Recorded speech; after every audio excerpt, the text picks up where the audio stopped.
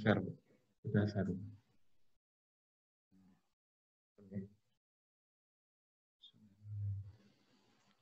Assalamualaikum warahmatullahi wabarakatuh. Semuanya, selamat pagi. Waalaikumsalam warahmatullahi wabarakatuh. Waalaikumsalam warahmatullahi wabarakatuh. Waalaikumsalam warahmatullahi wabarakatuh. Selamat pagi. Ya, nah sebelum masuk pembelajaran hari ini pembelajaran pertama kali daring matematika wajib ya.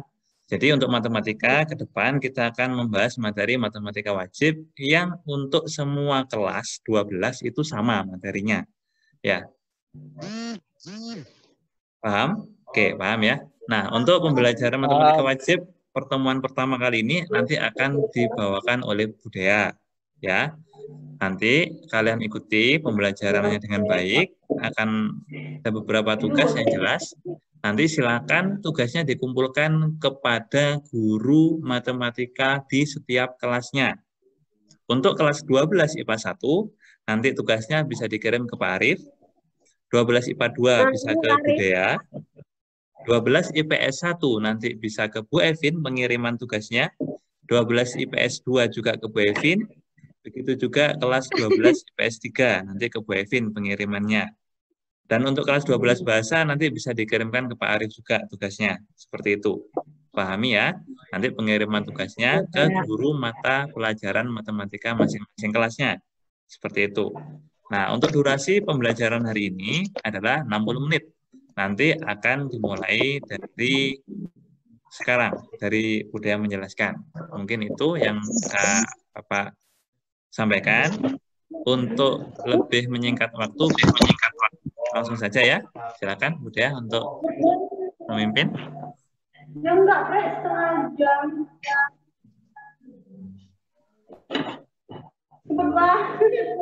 Ya, bisa saya mulai ya. Assalamualaikum warahmatullahi wabarakatuh.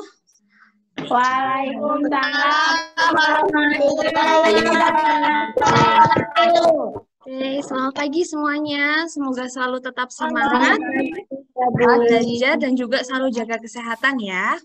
Oke, sebelum kita ke pembelajaran untuk kelas 12, perhatikan dulu ya peraturan untuk mengikuti pembelajaran online selama pandemi ini berlangsung melalui Zoom. Jadi wajib mematikan mic selama materi berlangsung. Siswa akan bisa mengaktifkan mic-nya jika ada sesi tanya jawab. Kemudian yang ketiga, jika ada pertanyaan bisa kalian tekan tombol raise hand atau mengetik pada kolom komentar Zoom. Nah, selama pembelajaran kalian diwajibkan untuk mengaktifkan kamera serta memperhatikan materi yang akan dijelaskan. Nah, jika ada yang perlu dicatat atau mungkin semua bisa dicatat, silakan. Oke, langsung kita mulai saja ya. Sebelum pembelajaran dimulai, kita biasanya berdoa terlebih dahulu ya. Nah, kali ini saya akan pimpin sendiri doanya. Baik-baik. Oke. Bismillahirrahmanirrahim. Bismillahirrahmanirrahim. Robbi zidni ilma. Warzuqni fahma. Robbi srohli sodri. Wa yassirli amri. Wahlulu 'uqdatam min lisani. Wahlu qawli.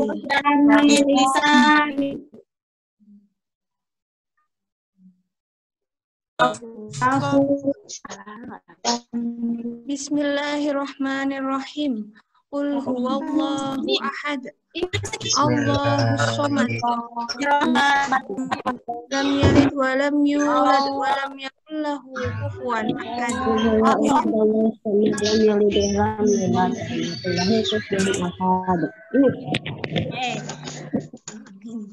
Kemudian jangan lupa seperti biasa kalian menyiapkan botol Enggopek dan mengisinya per hari minimal 1 koin. Oke, Sudah disiapkan semuanya?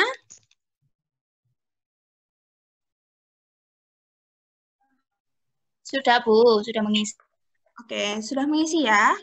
Jadi tetap dibiasakan ya, walaupun kita pembelajaran di rumah, tetap harus mengusahakannya untuk mengisi M-Gopek minimal 1 koin per harinya. Nah, ini sebagai tabungan kalian untuk disyurkan nanti. Oke, langsung saja untuk mempersingkat waktu. Hari ini kita akan belajar tentang dimensi 3. Mungkin kalian sudah pernah mendengar waktu di SMP tentang bangun ruang, ada kubus, balok, limas, prisma, dan berbagai macam bangun ruang lainnya. Nah, ini yang akan kita pelajari kembali, tetapi nanti konteksnya berbeda. Oke.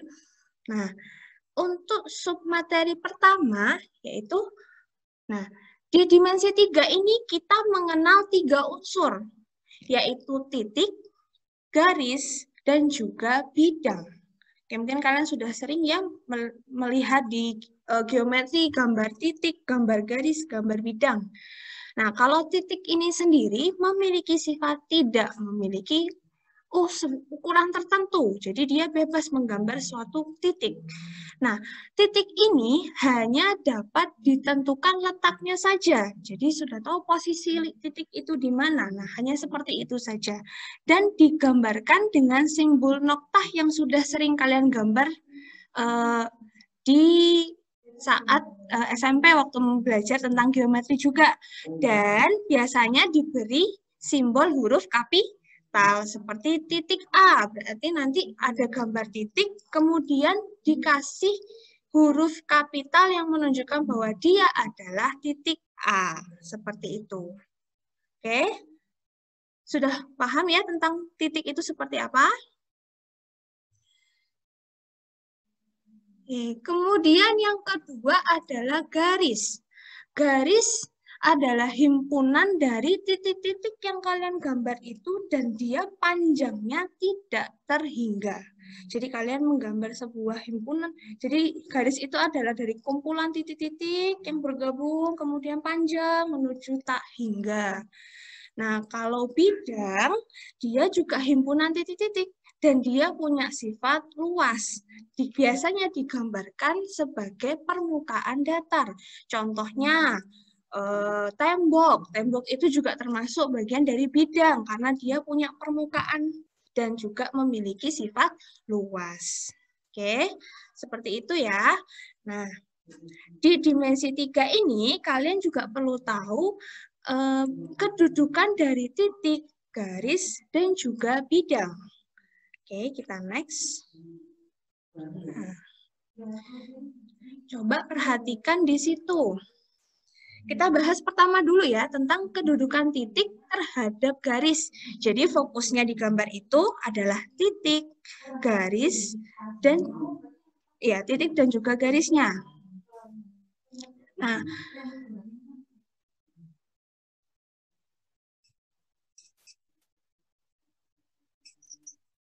oke, yang pertama, kedudukan titik terhadap garis sebagai berikut. Nah, di situ ada, yang pertama adalah titik terletak pada garis. Coba perhatikan, di situ ada gambar titik A dan juga titik B. Nah, letak dari titik A dan titik B ini terletak pada garis L. Karena posisinya dia dilewati oleh garis L. Jadi, kita bisa simpulkan bahwa titik A dan titik B terletak pada atau di dalam garis L. Nah, kemudian misalkan saya gambarkan titiknya di sini. Oke, saya beri nama dia titik C. Nah, bagaimana letaknya? Nah, titik C ini terletak di luar garis L. Kenapa? Karena titik C ini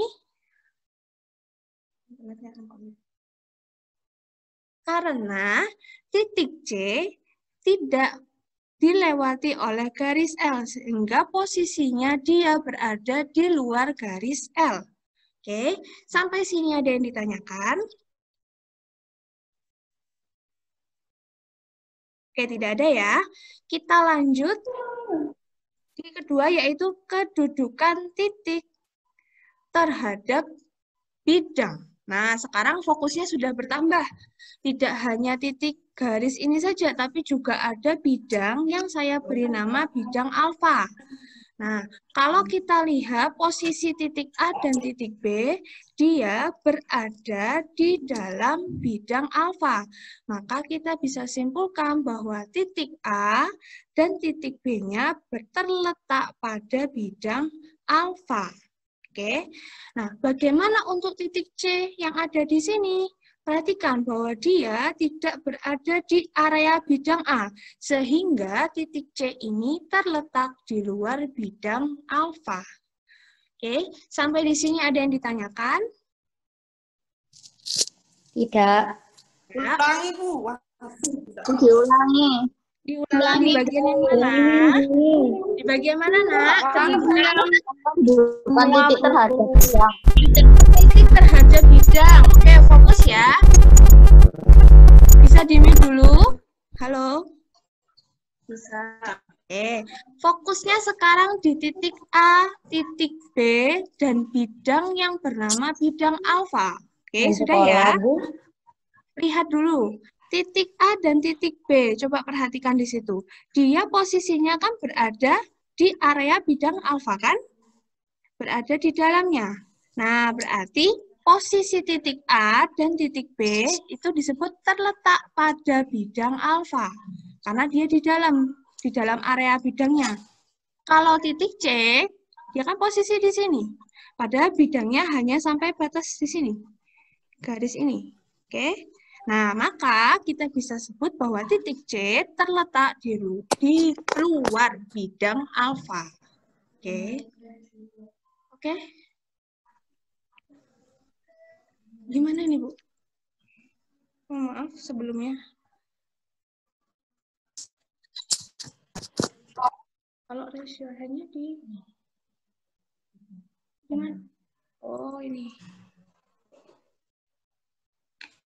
Oke, ada apa, Yuda? Ada yang ditanyakan?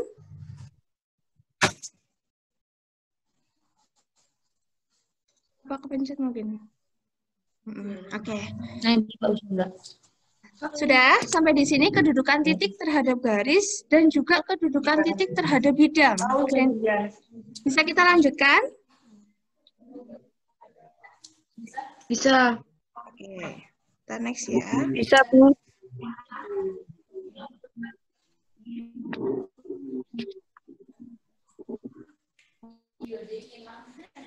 PowerPoint-nya nggak jalan. Alek. Bisa nggak aneh?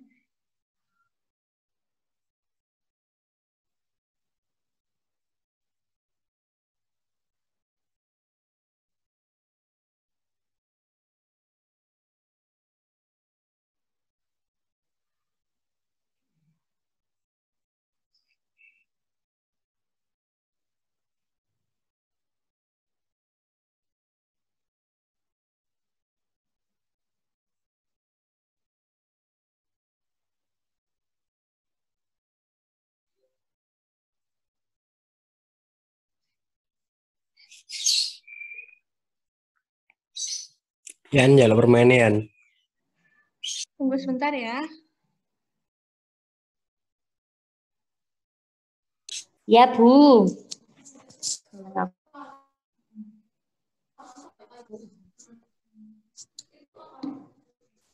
Ada.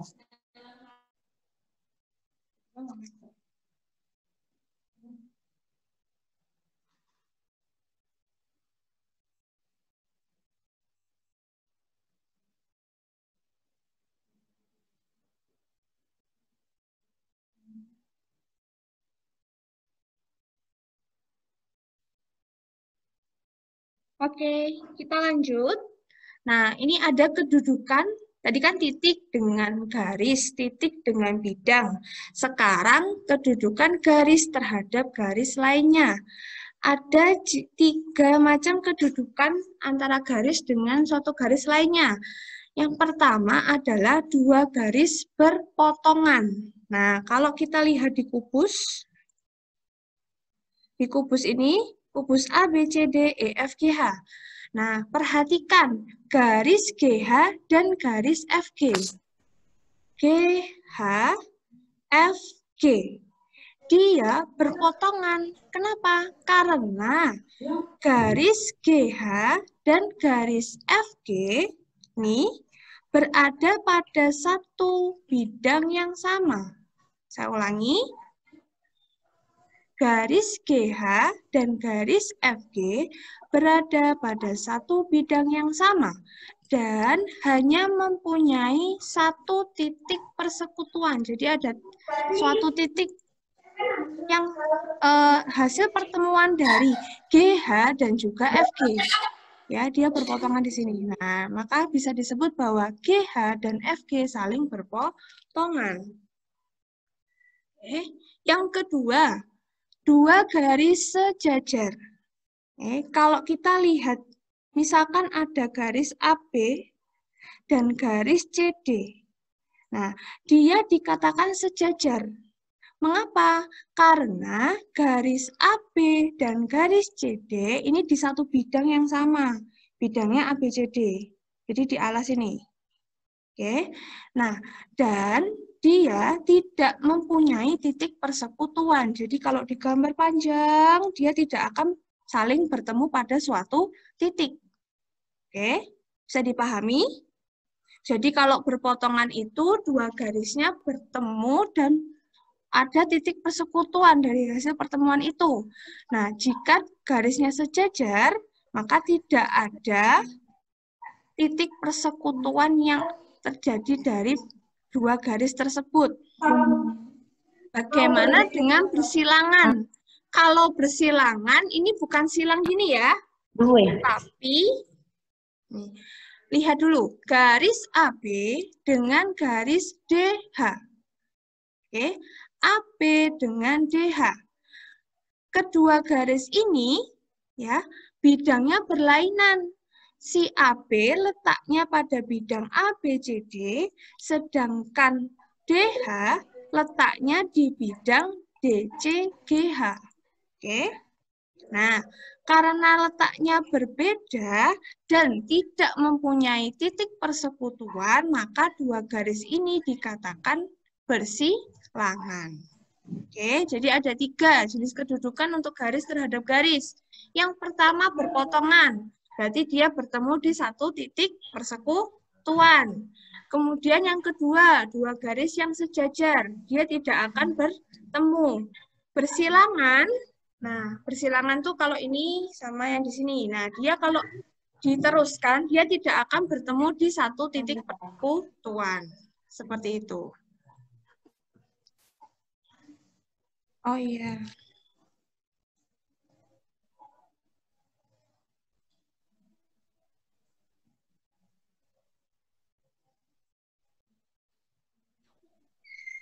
Budaya.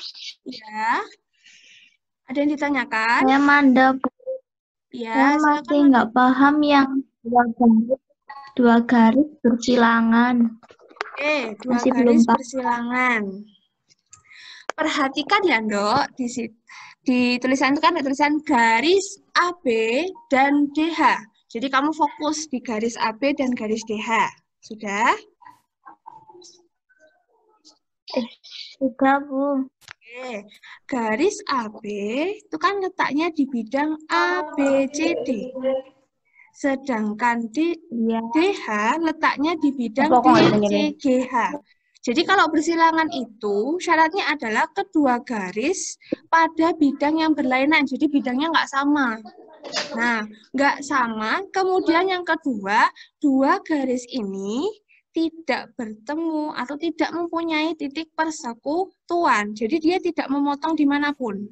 Ketika AB ini dibuat panjang, DH ini juga dibuat panjang, dia tidak akan bertemu di satu titik persekutuan. Seperti itu. Contoh lagi mau tanya. Ya. Berarti yang DH itu ada di letaknya DC, GH gitu gitu. Ya, dia posisinya di belakang. Kalau di gambar ini, kalau di kubus ini ya, yang bersilangan Piye itu iki? garis ini. Oke, bisa diperhatikan ya. Garis yang saya tunjuk ini, dia bersilangan dengan yang di sini. Karena apa? Dia punya bidang yang berbeda. Jadi ketika ini garis akan diteruskan panjang, ini pun juga akan diteruskan. Dia tidak akan bertemu di satu titik persekutuan. Oke, sudah bisa dipahami? Bisa, Bu. Kita akan lanjut Bu di mau kedudukan. tanya. Oh iya, silakan. Itu Bu yang misal garis AB sama HG, itu termasuk dua garis apa, Bu? AB dan HG. Perhatikan di situ. Dia dikatakan dua garis yang sejajar. Lebih ke sejajar loh, bukan bersilangan. Kalau sejajar itu kan gini garisnya. Dua garis yang sejajar. Ya, Tidak seperti ada satu biang ya, Bu ya. ya, seperti rel kereta. Rel kereta itu kan ada dua garis. Baterai lo. Nah, seperti rel kereta api, ada garis di sini yang di sini dan dua garis ini dia merupakan garis sejajar. Jadi AB dan GH walaupun ini di bidang yang berbeda, tapi dia lebih disebut dengan dua garis yang saling sejajar. Seperti itu ya. Udah, boleh tanya. Ya, Bu. Ya, silakan. Bu, kalau dua garis bersilangan itu kan selain berada pada bidangnya yang berbeda, itu Ya. apakah termasuk cirinya dari perbedaan letaknya, Bu? Kok perbedaan letak? Kayak horizontal sama vertikal gitu, Bu. Kan Ya, AB-nya itu horizontal, BH-nya vertikal. Ya. Tapi bidangnya yang berbeda. Iya. Jadi itu lebih kelihatan ya kalau bersilangan itu seperti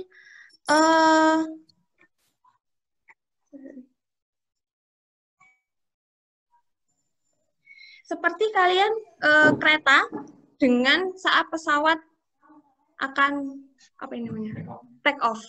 Nah, dia kan tidak akan pernah bertemu di satu titik yang sama karena pesawatnya naik, kemudian keretanya tetap posisi mendatar. Seperti itu. Kalau di dalam kehidupan sehari-hari. Jadi gini, dia tidak akan pernah bertemu dalam satu titik. Kalau bertemu kan terjadi kecelakaan, ya. Seperti itu. Terima kasih. Oke. Ya. Ya, seperti itu. Oke, ada yang ditanyakan lagi?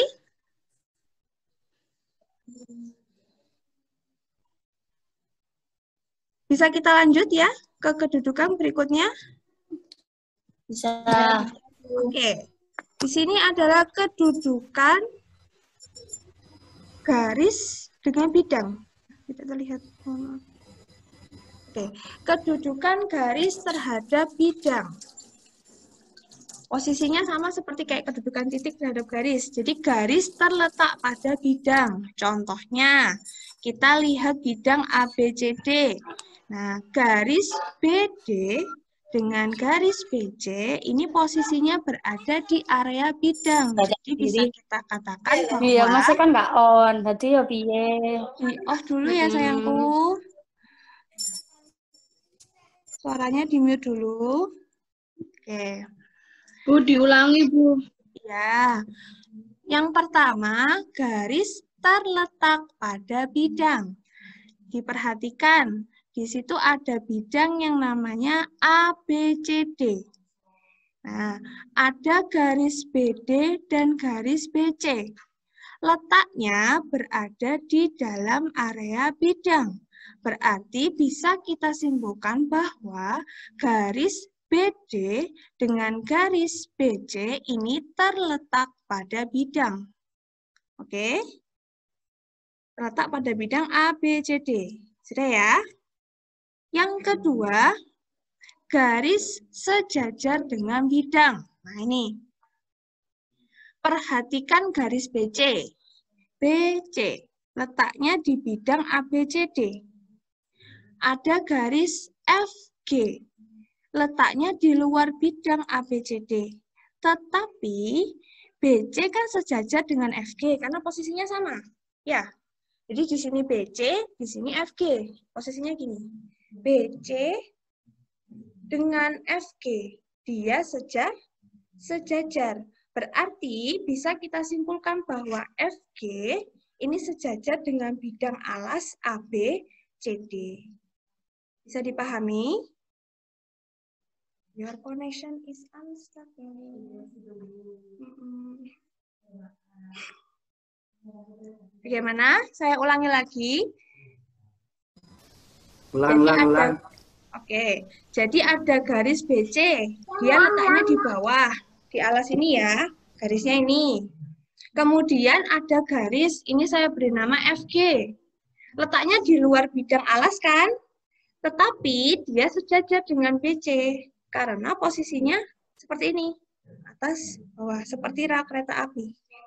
Ya, dia dikatakan sejajar. Makanya kenapa FG itu juga sejajar dengan bidang alasnya. Oke. Yang ketiga, garis yang menembus atau memotong. Nah, yang menembus itu seperti apa? Contoh ada garis M menembus pada bidang ABCD. Lihat animasi ini. Nah, ya, garis M-nya dia menembus bidang ABCD, di titik O. Dia menembus garisnya. Nah, dia juga termasuk memotong bidangnya. Nah, ada lagi garis AE. Dia memotong bidang ABCD. Nah, perpotongannya di titik A. Dan perpotongannya tegak lurus. Karena kalau kita lihat sifatnya dari kubus itu kan terdiri dari 6 sisi yang sama, yang rusuknya sama panjang.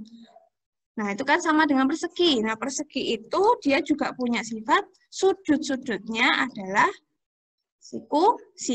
Jadi perpotongannya AE dengan bidang ABCD ini tegak lurus di titik A. Seperti itu. Oke, ada yang ditanyakan sampai di sini?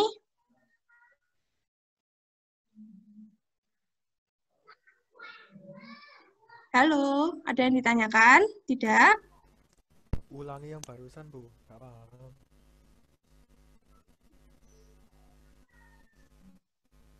Oke, kita lanjut ya. Yang terakhir adalah kedudukan bidang terhadap bidang. Nah, di sini ada 2 bidang, ada 4 bidang. Pertama, 2 bidang yang saling sejajar.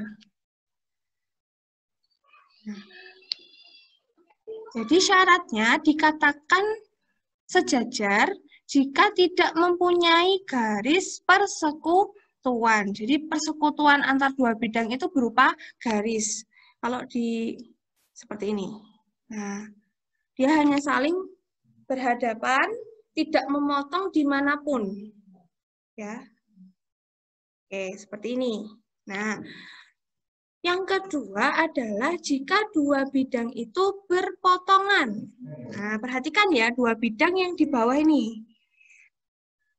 Berpotongan itu jika mempunyai garis persekutuan. Jadi kalau 2 bidang yang saling berpotongan itu seperti ini.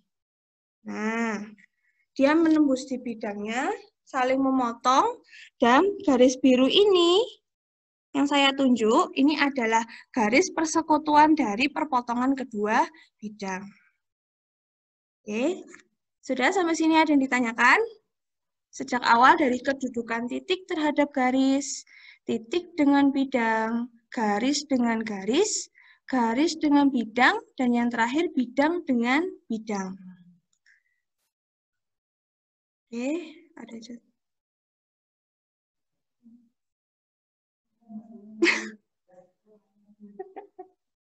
Oke, kita coba di latihan soal aja. Yuk, Sambil untuk bisa lebih paham.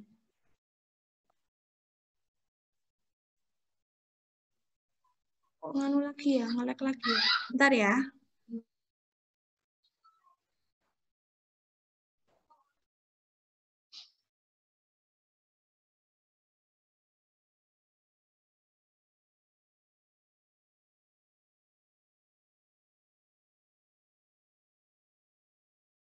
Nomor 1. Coba perhatikan kubusnya ya. A, B, C, D, E, F, G, H. Titik P-nya di sini sebentar.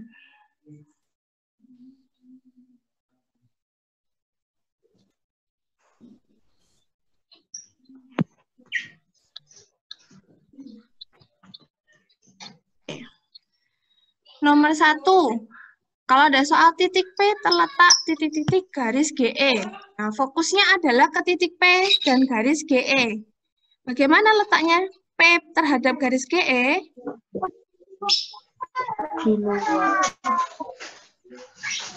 Halo? Berpotongan. Titik P loh ya. Titik P dengan garis EG saja. Oh ya, menembus. Di dalam garis EG karena titik P-nya dilewati oleh garis EG. Oh. Ya, jadi nanti kalau ada soal titik P terletak titik-titik garis EG, kalian bisa jawab terletak pada atau terletak di dalam garis EG. Oke. Ya, bisa dilihat dengan jelas ya, titik P-nya ini dilewati oleh garis EG, berarti dia letaknya di dalam atau pada. Kemudian yang kedua, titik E terletak pada titik-titik bidang DCGH. DCGH mana? DCGH. Posisinya yang di belakang ini ya. Titik E-nya berarti terletak di mana? Di luar. Oke, bagus. Titik E-nya terletak di luar bidang karena posisi titik E di sini. Sementara bidangnya ini ada di belakang. DCGH ini letaknya di belakang, sementara titik E posisinya ada di depan bidangnya. Jadi dia terletak di luar bidang. Nomor 3, garis AC. Saya gambar di sini garis AC. Titik-titik dengan garis EG. EG-nya di atas. Sama-sama jawabannya apa? Sejajar. Oke, betul. Jawabannya garis AC sejajar dengan garis EG. Nah, bagaimana untuk yang nomor 4? Garis HF dengan garis BG. HF di sini. BG di sini. Potongan. Bersilangan. Nah, ingat-ingat ya, bersilangan. Garis HF bersilangan dengan BG. Kenapa? Karena dia, cirinya yang pertama tadi apa? Di bidang yang berbeda. Dan tidak punya titik persekutuan. Tidak punya siku.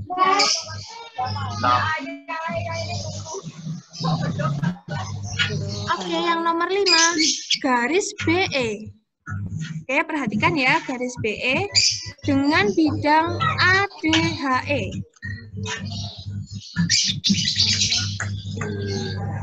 Dimatikan, tolong mic-nya dimatikan. EB dengan garis ADHE. Itu bagaimana kedudukannya? Berpotongan. Di mana, Dok? Berpotongannya? Berpotongan di titik apa? Di titik E. Nah, ini garisnya BE dengan ADHE. Nah, dia bertemu pada satu titik persekutuan di titik E. Maka garis BE berpotongan dengan bidang ADHE. Yang terakhir, bidang Weh, man, ACGE. sapa sih rek? Loro kabeh kupingku iki. Ayo semua di-mute dulu ya. Hah? Gimana? Berpotongan Kawaling, Bu. ya kawaling. Baik. Oke, saya mute all dulu ya sementara. Nah, perhatikan bidang ACGE. Berpotongan, Bu. Ya, sebentar. ACGE dengan BFHG. Ya kan? Dua bidangnya seperti ini. Bidang BFDH-nya Ya, dia berpotongan. dia menembus.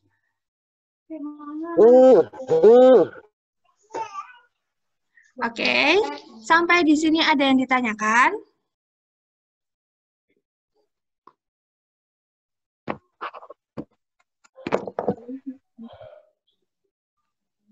Yang nomor 5 sama 6, Bu. Oke, nomor 5 dan nomor 6. Garis BE. Perhatikan dengan seksama baris BE. Garis BE itu di sini. Yang saya tunjuk. Oke. Bidangnya ADHE. Bidang ADHE ini di samping. Nah, kenapa dia saling berpotongan? Karena garis BE dan ADHE, bidang ADHE ini, dia punya satu titik persekutuan, yaitu di E. Nah, ini kan saling bertemu bidangnya dengan garisnya. Bertemu di titik E. Makanya kenapa dia dikatakan berpotongan. Nah, kemudian untuk yang nomor 6. ACGE. ACGE. Bidangnya miring ya. Jadi posisinya bidangnya miring. Kemudian dengan bidang BDHF. BDHF ini juga miring dan saling memotong. Saling memotong di garis ini. Nah, yang saya gambar. Memotongnya di garis ini. Makanya dia disebut dua bidang ini saling berpotongan. Seperti itu. Potongan. Oke, sampai di sini ada yang ditanyakan. Untuk tugasnya, oh ya, silakan. Misal bidang A, B, F, E sama B, C, G, F itu. Sebentar, saya hapus dulu ya.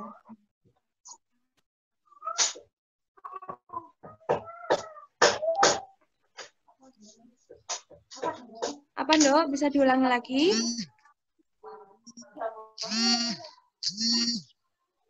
Bisa diulangi lagi?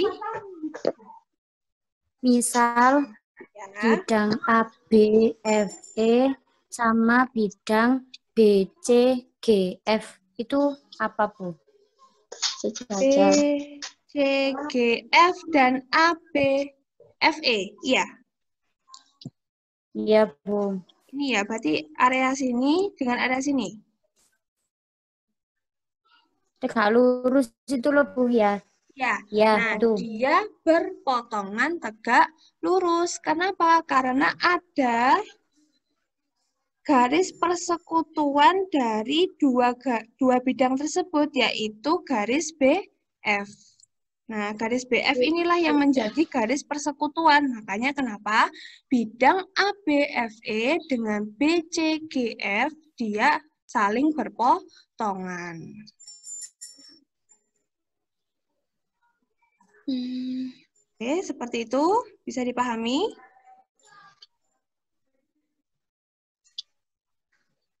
Nah. Oke. Ada pertanyaan lagi? Bisa. Ya, Bu.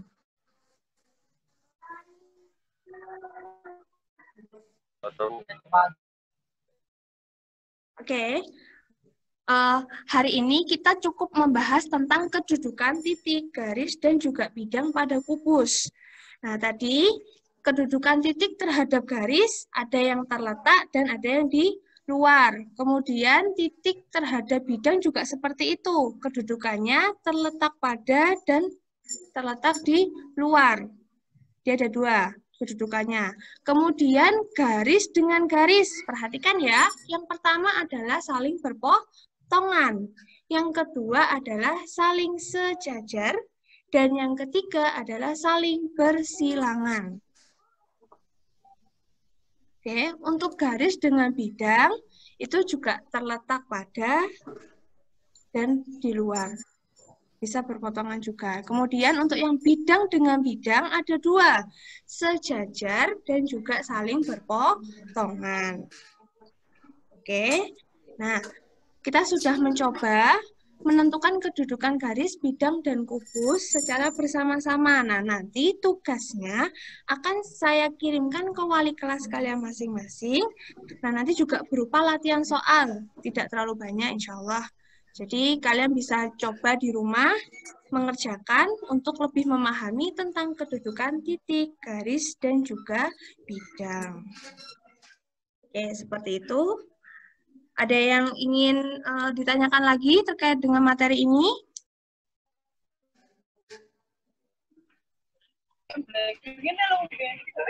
Sudah ya? Oke, sekian dulu untuk materi pada pagi hari ini. Untuk mengakhirinya kita berdoa bersama. Semoga apa yang kita dapat hari ini bisa bermanfaat untuk diri sendiri, untuk orang lain, dan untuk lingkungan sekitar kita. Oke, berdoa. Kita mulai. Bismillahirrahmanirrahim. Subhanakallahumma wa bihamdika asyhadu an la ilaha illa anta astaghfiruka wa atubu ilaik. Amin. Terima kasih untuk hari ini. Selamat pagi, tetap semangat dan jaga kesehatan. Wassalamualaikum warahmatullahi wabarakatuh.